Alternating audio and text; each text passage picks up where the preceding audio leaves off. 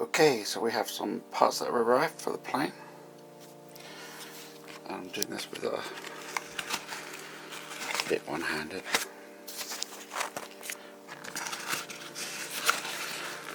These arrived a few days ago.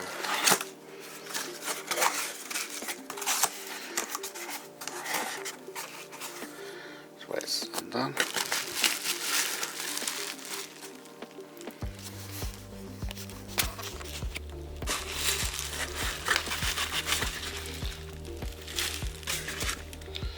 Alright,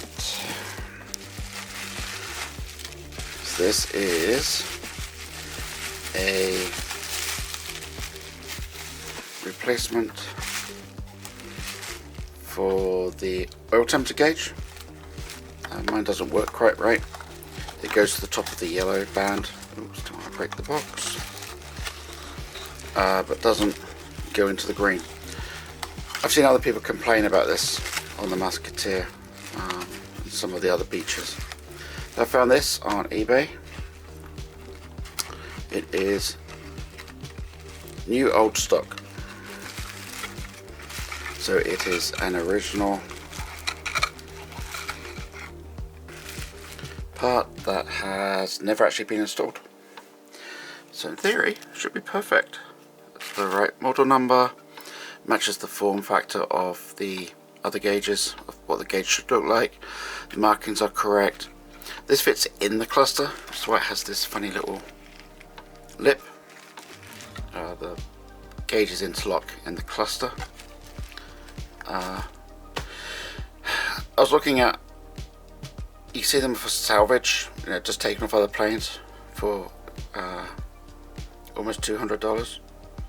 I got some quotes for repaired ones, and a repaired one was $250 and an overhauled one was $295. Overhauled means, repairs means it was done by a FAA repair station. Overhauled means it was done by a repair station that has access to the manufacturer's manuals and processes for overhaul. And you get the correct form back with that for the repairs and everything. But this, we'll see if it works. It was $40, and for $40 I'm going to give it a try.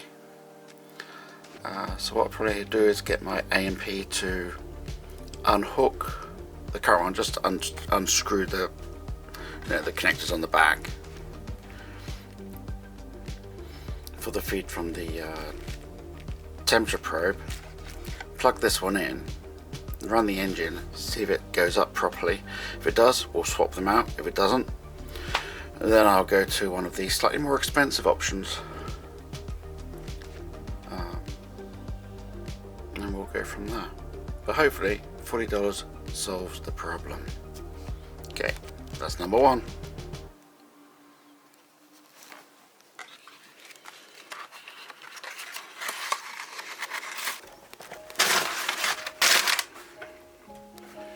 Okay, next up,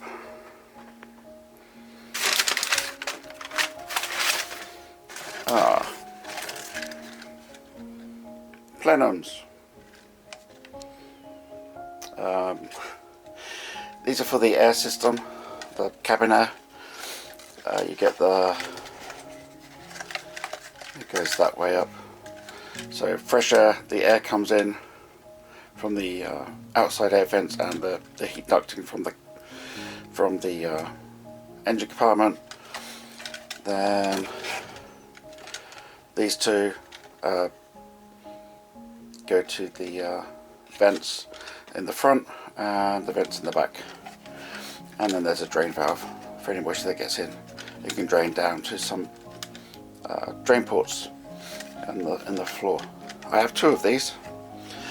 Again, it's Salvage. I don't think you can even get these new anymore. They're used in a lot of the old beaches, so you see these in the Musketeers, the Sierras, the Sundowners, the Duchesses. It's the same part.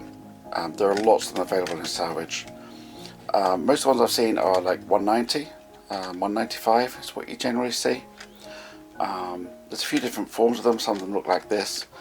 Some of them are clear plastic, but they're all basically two vacuum molded halves, which are then bonded together.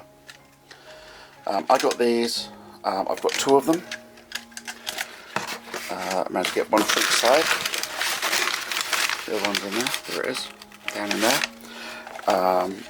They're actually marked right hand and left hand because that's how they came out of the plane they were salvaged from. The left hand and right hand sides are in fact identical. It's exactly the same part. So I think these probably both came out of the same plane. A nice little yellow tag. Not that yellow tags actually mean anything. Anyway, I got them for $140 each, so $280 of salvage to replace the ones in my plane, which for some reason are just not there. I don't know, maybe a previous owner needed a quick buck and sold his. Anyway, that's that. Those I can install. They're just hose connectors. Nothing vital going on there.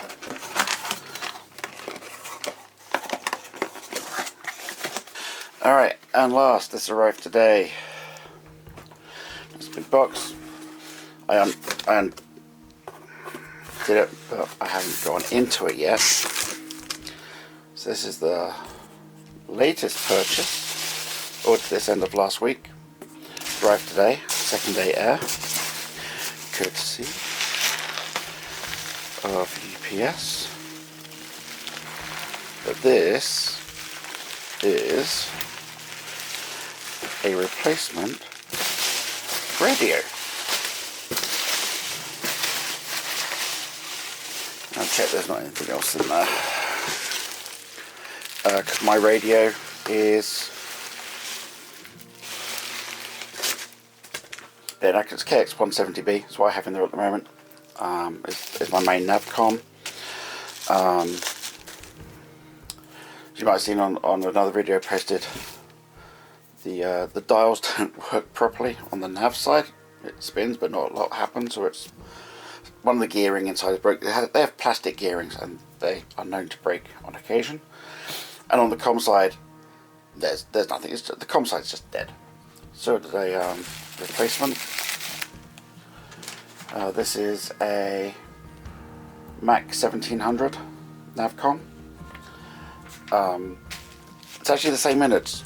It is a King KX170B inside. The internals has a new panel on it. Has a LED, no, LCD panel on it. Let's get into this. But it means it's a slide-in replacement. It uses the same rack, exactly the same connectors on the back, because it is the same radio on the back.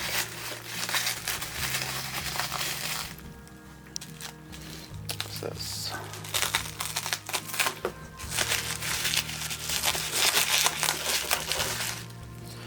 see if we can get this opened up here. It's really well packed. Wow.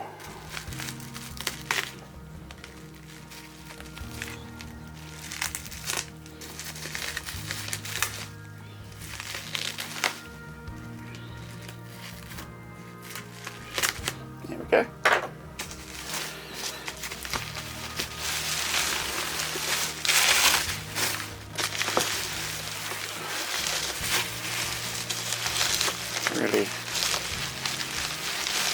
Really well packed.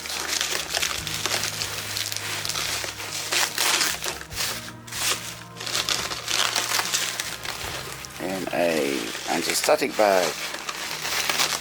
Awesome.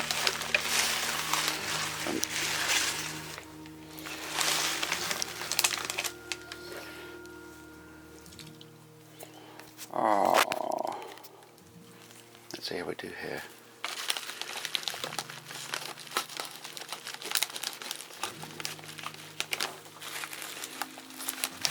Okay.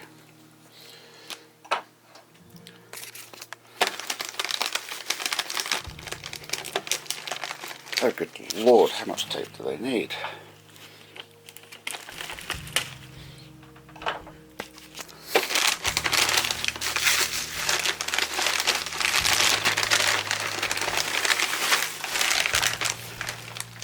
go.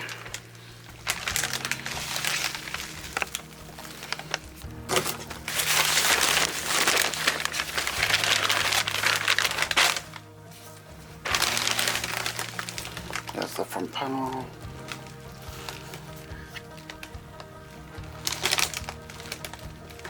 There's the locking lug.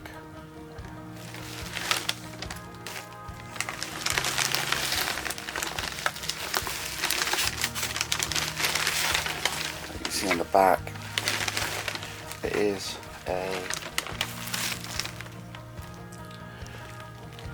KX170B, which is exactly what's in the plane right now.